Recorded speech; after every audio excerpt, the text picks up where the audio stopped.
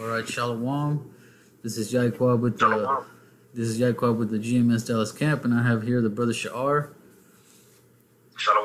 All right, first off, we want to give all praises to Yahweh, Bahashem, Yahweh Shai, Bahashem, Ruach Kodash. All right, double honors to the elders and apostles of Great Millstone who teach and rule well, and salutations to the Akim scattered throughout the four corners of the earth, keeping his word in truth and sincerity.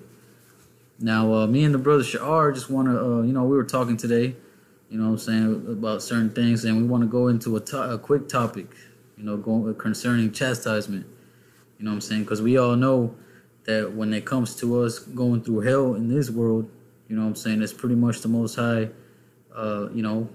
chastising us, pretty much putting us in a situation to see how we're going to react, okay? Because, like it says in Hebrews, the 12th chapter, we'll get that later, the Most High deals, chastises whom he loves, going into his elect, okay? Lord willing, we are part of that number. Now, if you want to get that in Judith chapter 8, just to give an example of what our forefathers went, just a couple examples of what our forefathers went through, and pretty much something to think about, okay? I'm going to start at verse 24. This is Judith chapter 8, verse 24. And it says, "Now therefore, O brethren, let us show an example to our brethren, because their hearts depend on us in the sanctuary, in the house, in the altar to rest upon us. Moreover, let us give thanks to Yahweh our power, which trieth us, even as it did our fathers." Right, Khan, Khan, the water. Yeah, like it says, let us shew you an example, in which, the Lord of our power, which tried us, even as he did our fathers, man. Because, because, hey, this, we all know that this, the Most High dealing with us in these manners ain't nothing new. He dealt with our forefathers like this, They went through hell, they caught hell, and they understood why. Right. They understood that the Most High is dealing with them and putting them in these situations to, like it says in Wisdom of Solomon, the 3rd chapter, like fire is tried in the gold, roughly paraphrasing, it's for those reasons, Go ahead. Khan, if I may land back off you as well. And it's very important to really go into these examples. Not saying we necessarily need an example in order to be right, but all these things are written for a reason. All right, you read it in Romans the 15th chapter. It says all things are written aforetime, written for our learning. Okay, so, and again, when I made the statement saying we don't really need examples, that was poor choice of wording, because these examples are written here for a reason. Okay, you have these examples here in the scriptures to show us that there were actually men that went through the same experiences that we're going through. And a lot of them went through worse experiences that we're going through currently at this time. But when you look at the integrity that had taken place, and the fact that they were willing to continue to serve the Lord through the things that we were going through, is more so motivation unto us to keep us pushing. To see that those men that we read about, went through the same thing, and this is actually true accounts in history. When you feel like you might be down and out, trodden under, going through hell, you always have these scriptures to look unto for comfort, but also too as that reminder to show that it could be a lot worse. So we have examples that were written here within history to show us, and it's ultimately it does comfort us. All right, because we know that through the things that we're going through right now, whether it be here or whether it be here, you have men that went through it all. Whether it's here or here, depending on whatever you can bear it, you have those accounts to actually go to. Whether it was men that were put to death, whether it was men that just were tried in separate tribulation on certain smaller occasions. The examples here in the scriptures, all right? And these are things that we read so we can be able to endure, so we can be able to call unto the Lord. And when you pray unto Yahweh Bashem Yahweh Shai, it's always good to throw to him those reminders in those accounts that were based on in the histories.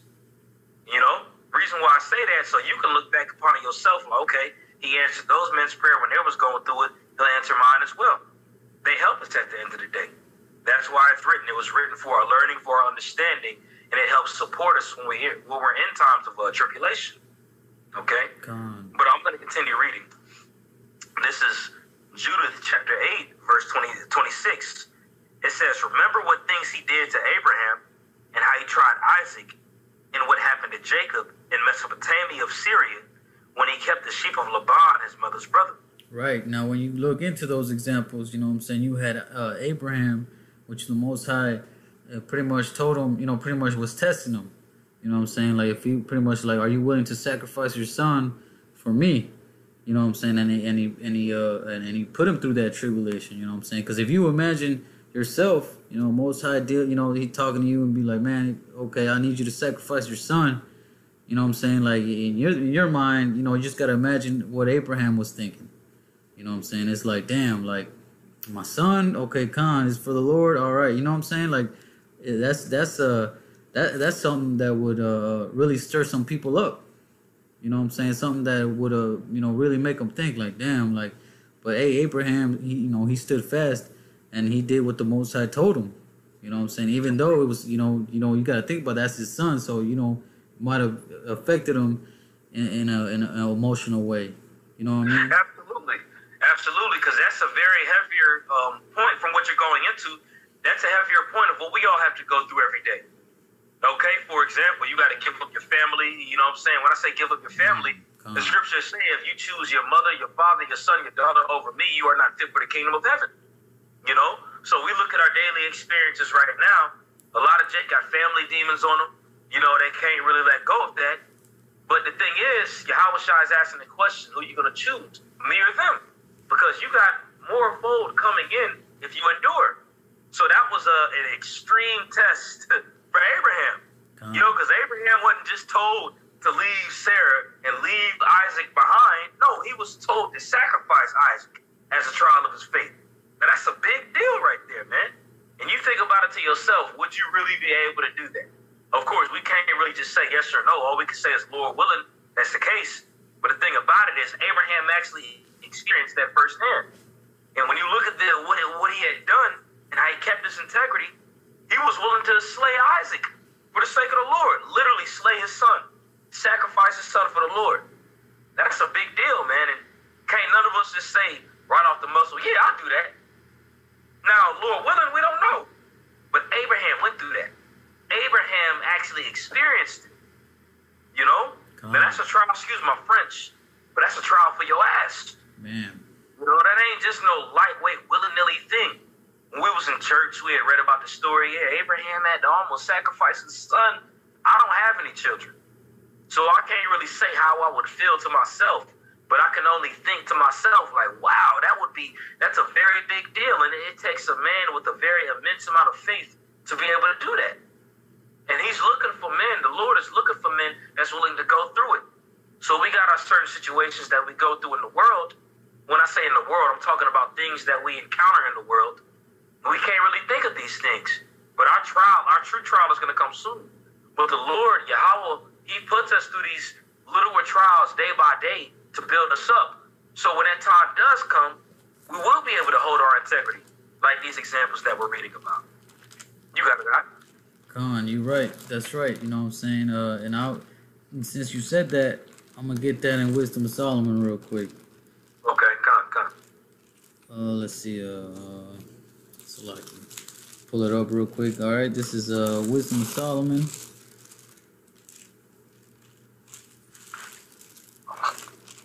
Okay. Damn. Take it down. Damn. Okay.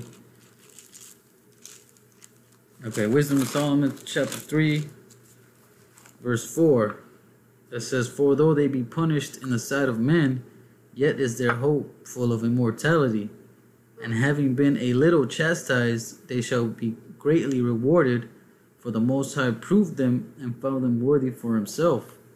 You know what I'm saying? And that makes me think of, 2 Maccabees, the 7th chapter. You know what I'm saying? With the sons. You know what I'm saying? They went through horrible judgment or chastisement.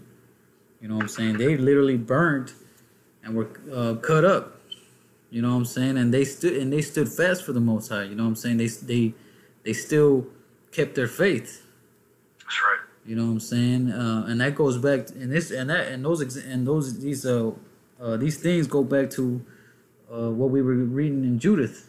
If you can continue on that real quick. Mind if I bring up a quick one real quick? Yeah, go ahead. Just land backing off of the precept you brought out. This is the book of Ephesians, chapter 3, verse 13. And it says, "Wherefore I desire that ye faint not at my tribulation for you, which is your glory." So that just goes into it.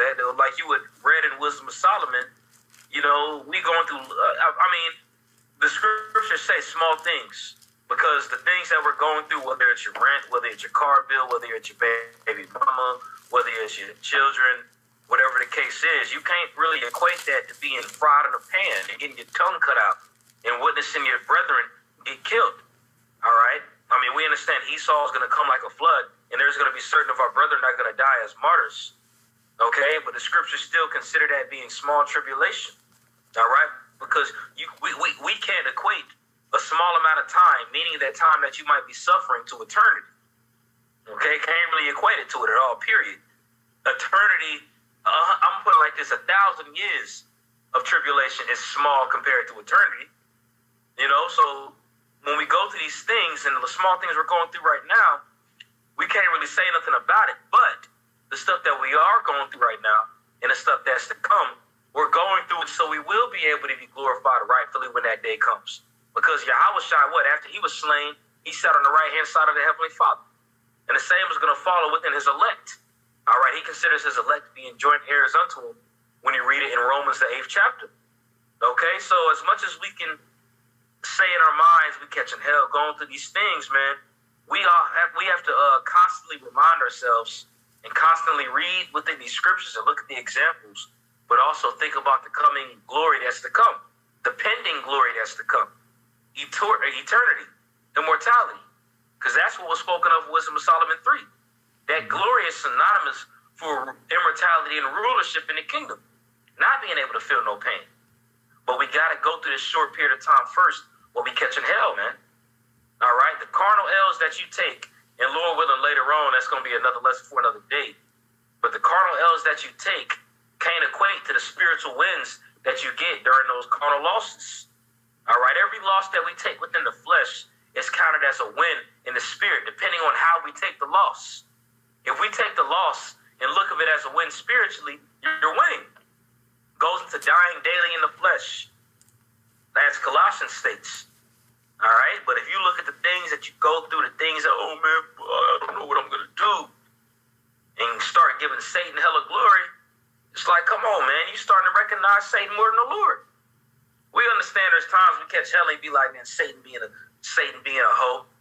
You know, it's true. But you can't let that block you and blind you off from the bigger picture. The man that Yahweh Hashem Yahushua is creating through our tribulation. Look at the men of old that we're reading about. They went through it, and now they have names that are written in heaven. They got names that are written in the book of life.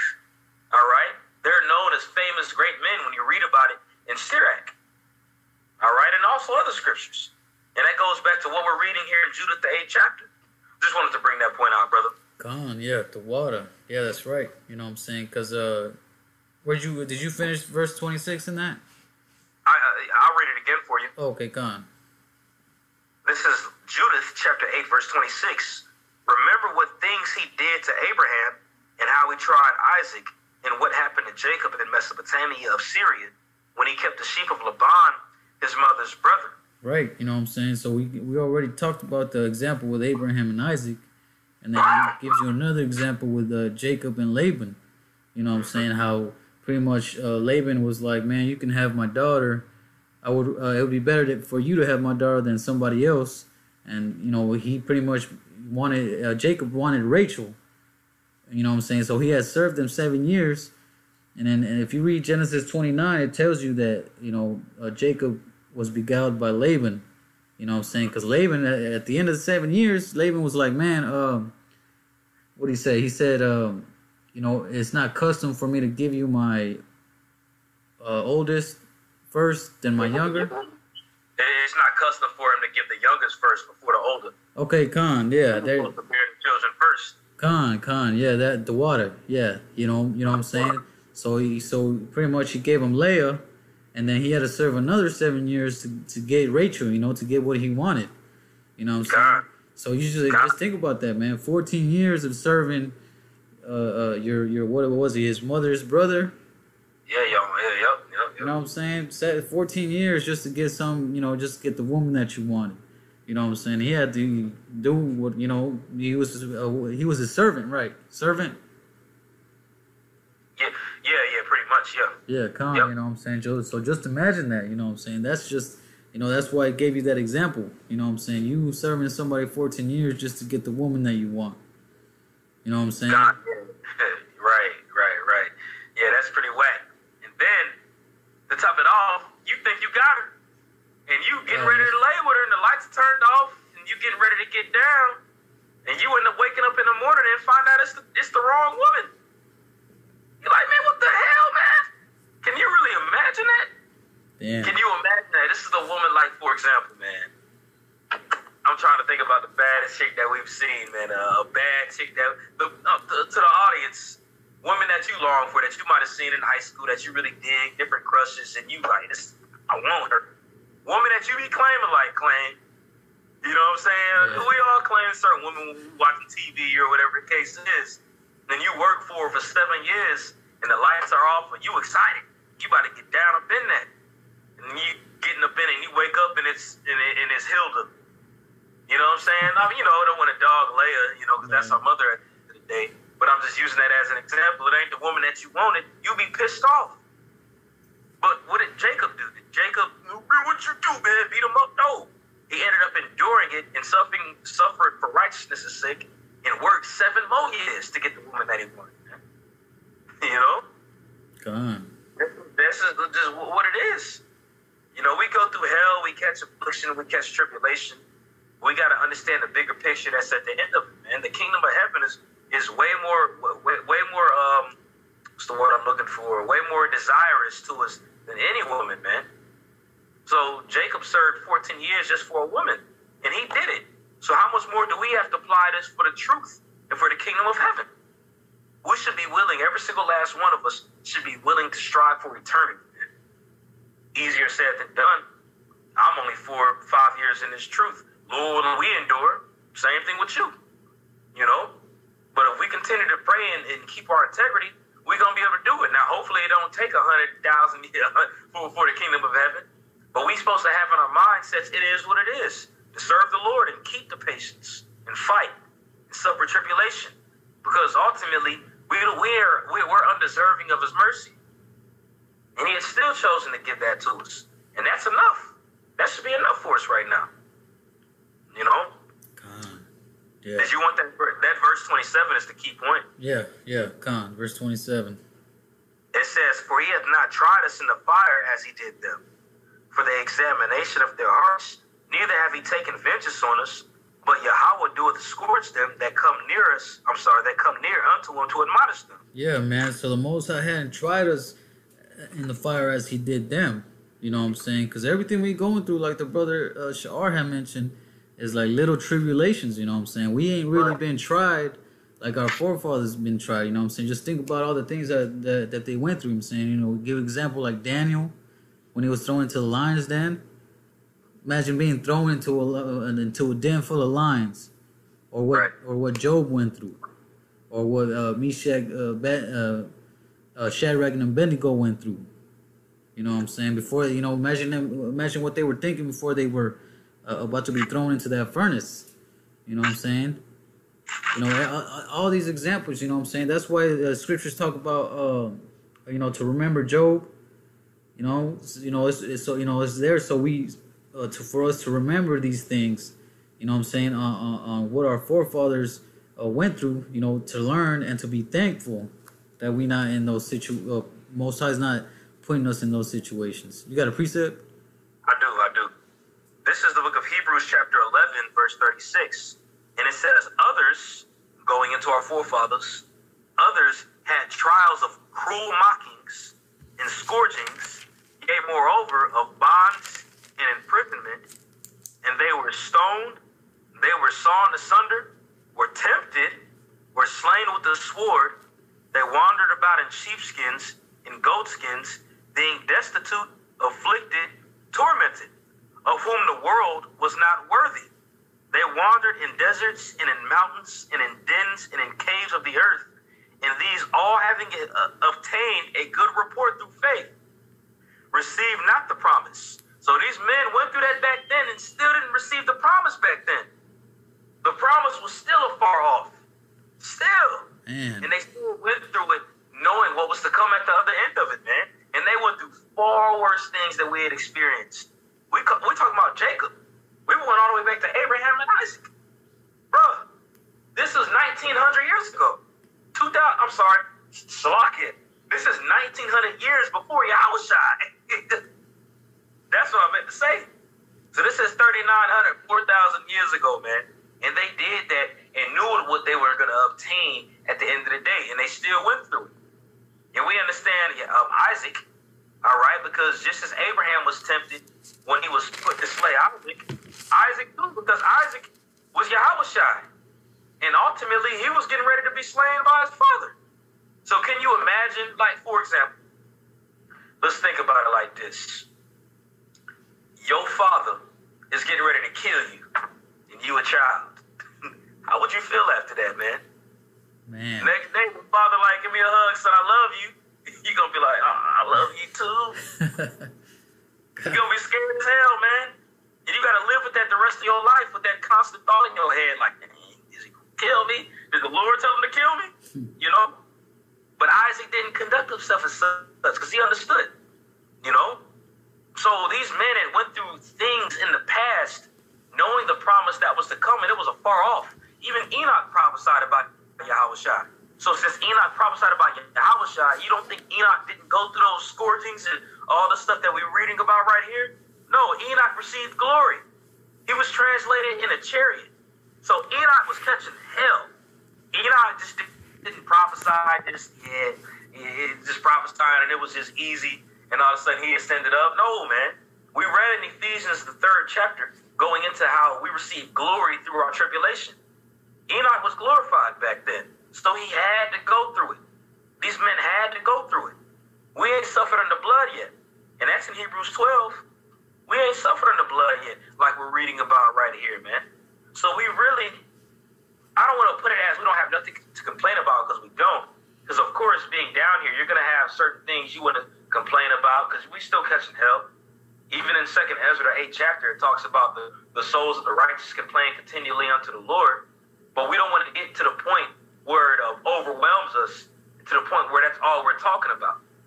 Because it can come to the point when you are being ungrateful, when you ain't considering what the ancient men had went through, and how they took it as men, and had their loins girt coming into the situation. It says somebody was sawn asunder when you read this here in Hebrews 11, and that's Isaiah. Isaiah was cut in half. Come on, man. Can't even imagine how that is, bro. And these men didn't even see the promise. They seen the promise, but they knew it wasn't going to come in their lifetime. We believe there's a strong possibility that it's going to come in our lifetime. So how are we supposed to conduct ourselves? Well, it's right here at the door. Knocking. It was way back there with those guys. Just something to consider. You got it, Doc. Gone. Yeah, you're right. That's why when you read that part that says, for the examination of their minds, you know what I'm saying? You know, so he did, this to examine their minds because, we get, tried to see what we're going to do under that pressure. You know what I mean? God. You know what I'm saying? Yeah, so we go through these things like we read in Wisdom Psalm, the 3rd chapter, and then like how the brother mentioned Hebrews, the 12th chapter, you know what I'm saying? The Most High is dealing with us and putting us in the situations to see how our minds are going to react and how we going to, what our actions are going to be like under those situations. God, I got a precept, another one. Con, go ahead. Write what you said, because it's for to examine us. This is Deuteronomy chapter 8. I'm going to start at the top. It's just 1 and 2. It says, all the commandments which I have commanded thee this day shall ye observe to do, that ye may live and multiply and go in, and possess the land which the Lord sware unto your fathers, Now we understand that this is talking about in the ancient world when we were traveling in the wilderness for those 40 years. And we had a destination that we were set to go to after that. All right? Just like we look at it today. All right? You liken this system where we're living at it right now, liken it to the wilderness. Okay? And there's a set destination that's at hand, and that's the kingdom of heaven. The land that was prepared to us, for us. Verse 2 says, and thou shalt remember all the way which Yahweh thy power had led thee these 40 years in the wilderness. Check this out, because you went into the point where he said it was to examine us. Okay? So I'm going to continue in verse 2. It says, to humble thee and to prove thee, to know what was in thine heart, whether thou wouldest keep his commandments or no. You got it, if you want to break it down. Yeah. Read that last part again. I'll read verse 2 again. Deuteronomy 8 and 2.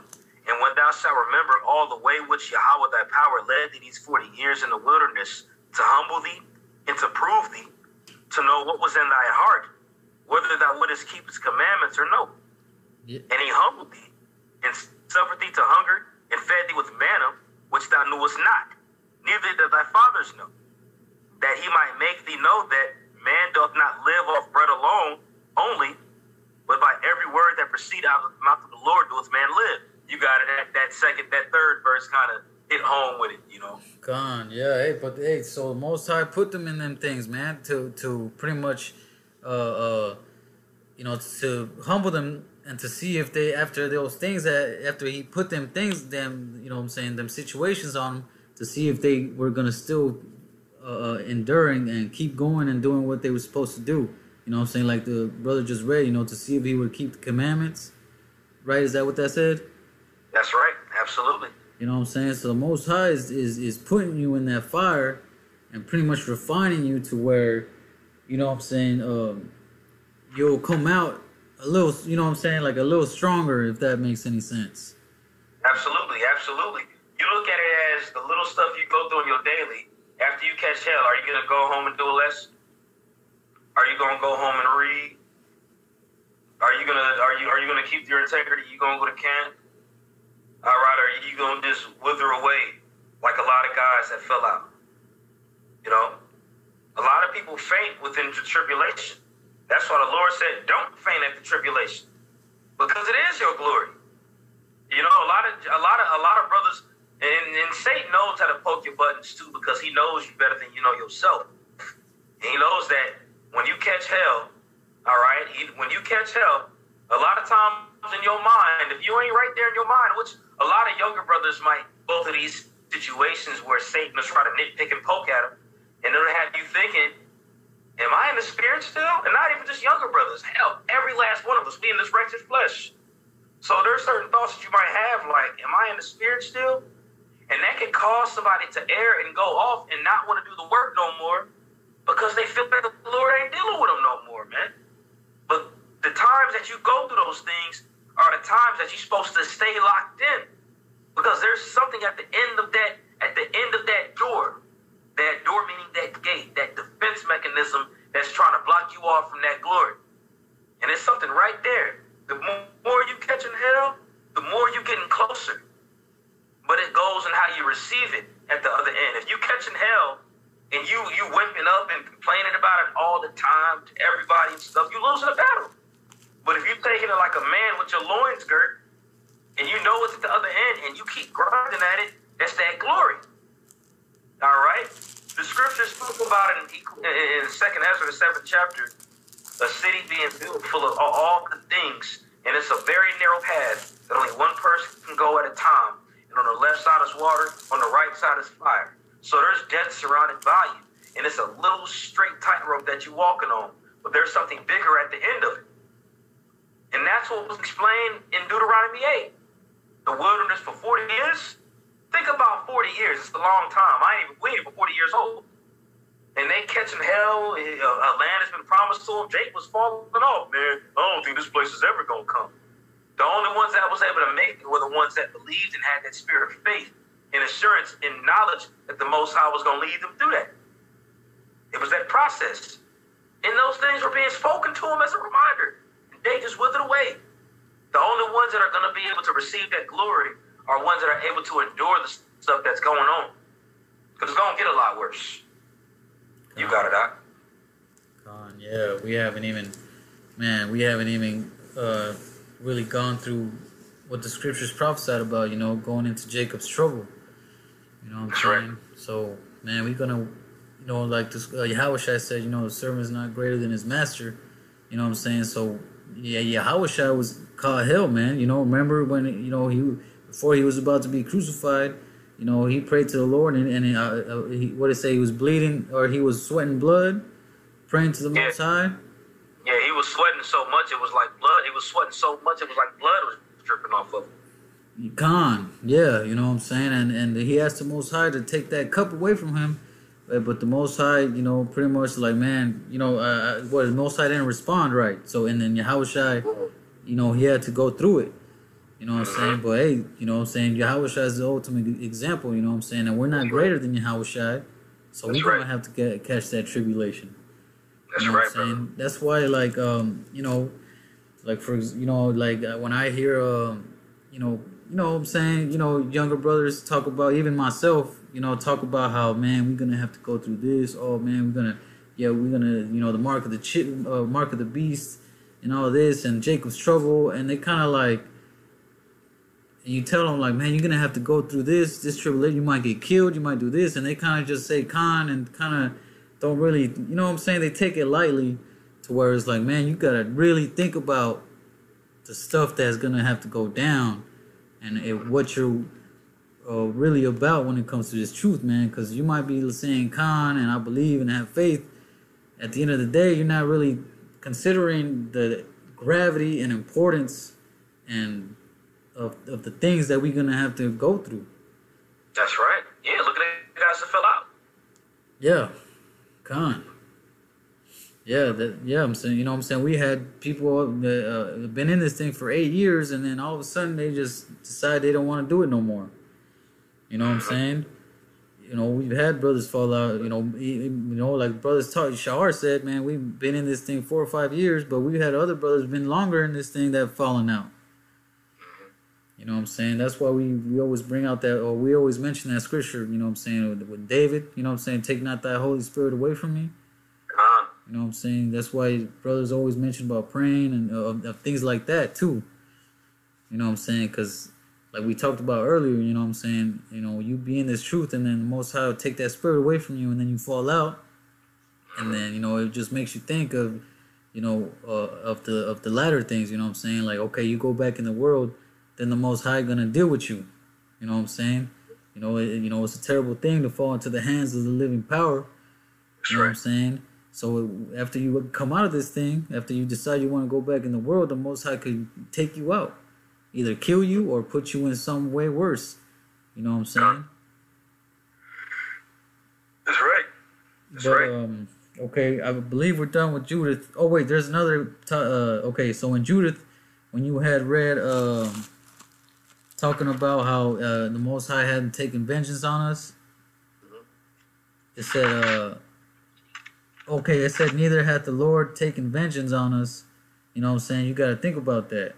You know what I'm saying? Because the Most High really, he really shouldn't, how do you say, he really shouldn't have to deal with us how he deals with us, as in this chastisement. You know what I'm saying? Right. He could really just put us to death, you know what I'm saying? Because I'm pretty sure, even myself and other brothers, whatever, have committed deaths or sins that are punishable unto death. You know what I'm saying? But the Most High is so merciful that he might just, put you in a little situation to where, you catching hell, you know what I'm saying, or whatever. But, hey, the Most High, you got to think about how the Most High could really just take you out for whatever you did back in the world.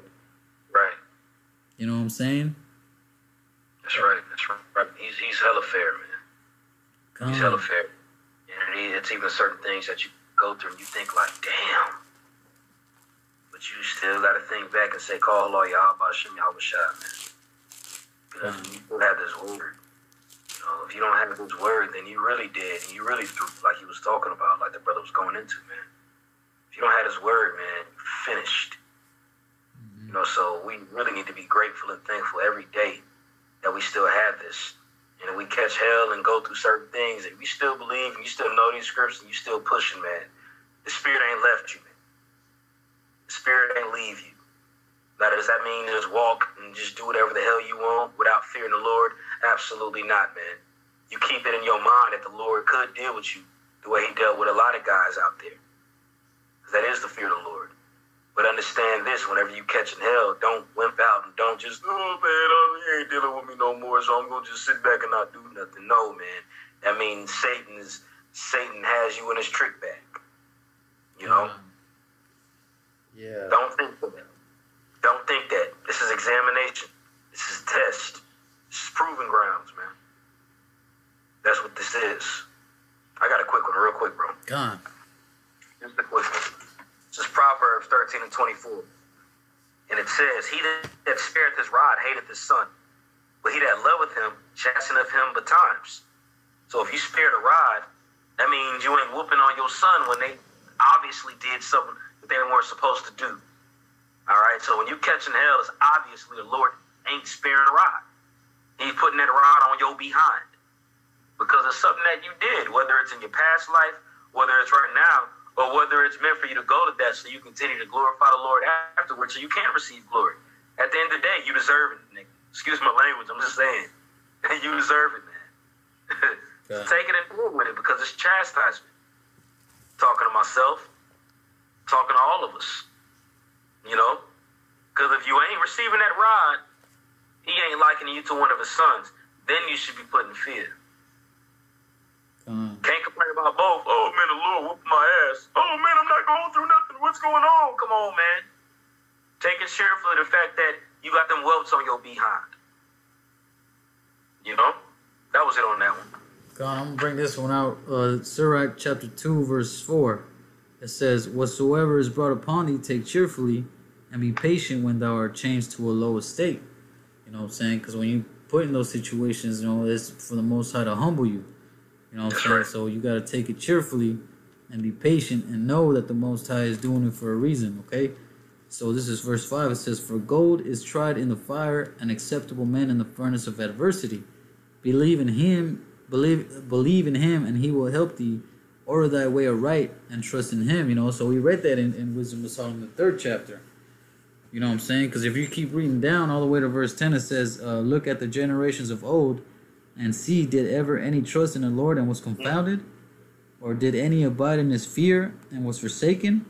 Or whom did he ever despise that called upon him? You know what I'm saying? So, man, you could be, man, you know what I'm saying? Hey, if you trust in Yahweh Hashem Yahushai and you believe and you're going through these things and you understand that, man, okay, Khan, you know, and it reminds you of these scriptures and you know that the Most High, this is the Most High dealing with you. You know what I'm saying? That's wisdom. You know what I'm saying? Like when you think about, man, I shouldn't do that, man. The Most High will fuck me up if I do that shit. You know, that's fear of the Most High. That's wisdom. Understanding that you're not, there's certain things that you shouldn't do and things that you should according to the scriptures. You know what I'm saying? Because you could, I know everybody has them thoughts. You walk in, you know, if you in this word and you believe in Yahweh Hashem Yahushai, you anything you do. Even little things like, man, I shouldn't eat that. You know, Most High, I don't know what the Most High would do if I just, you know, deliberately eat that shit. You know what I'm saying? Or if I do this or if I do that. You know, you always have them thoughts. That's why in Wisdom of Solomon, or not Wisdom, Sirach, the 4th chapter, it says that if you seek after her, talking about wisdom, you know, she'll talk with you and do all these things. You know what I'm saying? And that's what happens, man. You wake up every morning. You know, you probably think about a dream you had, or even when you brush your teeth, you think about a scripture that you read yesterday or the day before, and be like, oh, okay, kind. And you're not even really thinking about it. You know what I'm saying? It's just something that you that happens in your mind. You're like, oh yeah, I read this in John the 10th chapter, talking about you know, his sheep hear his voice. Okay, yeah, it reminds me of this. And you're not really thinking that you're doing it, but it's just happening in your mind. You're just thinking about it. You know what I'm saying? And it's just, you know, to show you that spirit is dealing with you. You know what I'm saying? Does that make any sense? Absolutely.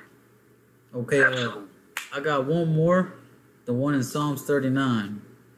And then if you want to bring out any more precepts. Nah, that's all I had. Okay, Khan, you know what I'm saying? Psalm 39 and what? I can read it for you. Psalms 39 and 11. This is Psalms 39 and 11. Will thou trust in him because his strength is great? Or will thou leave thy labor to him? You want me to keep going? Wait, that's Psalms 39 and 11? Let me make sure.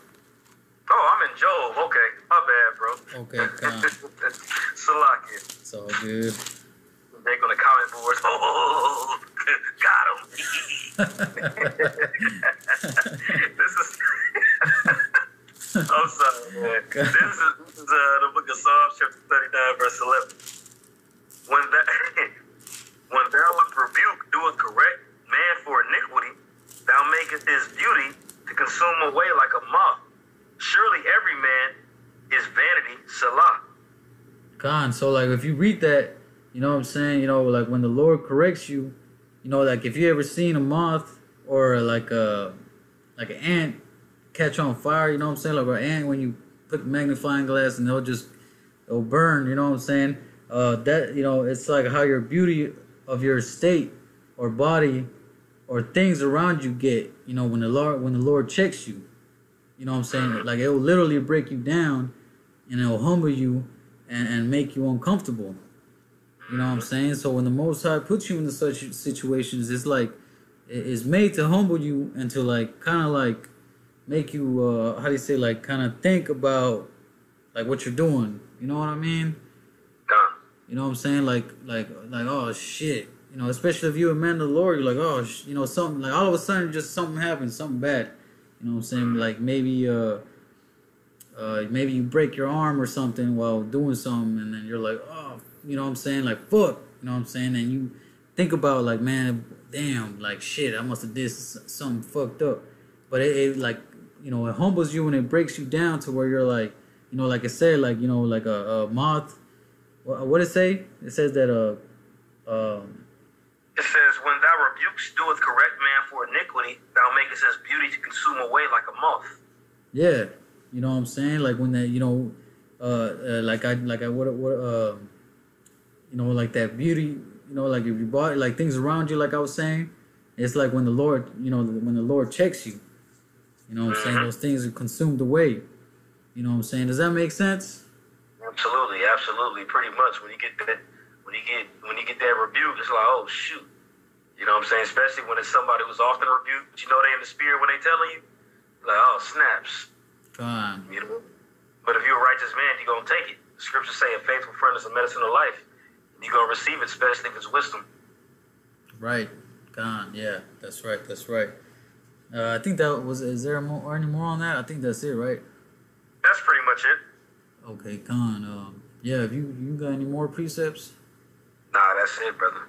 Okay, Khan. All right. Yeah, we just wanted to, you know what I'm saying, do a video on that. You know, because really, you know, we ain't going through nothing, and there's something to think about. You know, remember our forefathers and everything that they went through, and remember everything that you going through. You know what I'm saying? So you should really think about, like, why the scripture says to take it cheerfully. You know what I'm saying? Because we go through hell and different situations, you know what I'm saying? And we like, fuck, damn, shit. You know what I'm saying? Because I go through that, you know, right. Every day, you know what I'm saying? I'm like, fuck, you know what I'm saying? You know, anything. You know what I'm saying? Especially dealing with these people in the world and your situation, you know what I'm saying? You know, it gets to you. You know, it gets to me too, man. I'm like, damn, like, you know, sometimes I just want to sit down and just, you know, be by myself all day. You know, I don't want to deal with nothing, you know what I'm saying? But, you know, I always remember these scriptures, you know what I'm saying? Especially the one in Sirach, the 2nd chapter, you know what I'm saying? You know, take it cheerfully when the Most High, you know, pretty much puts you in them situations. You know what I'm saying? And that's something that we just wanted to talk about and to remember, you know what I'm saying? Because we ain't really gone through nothing yet. You know what I'm saying? But that's all I had. You had anything to say? You hit it right on the nail, bro.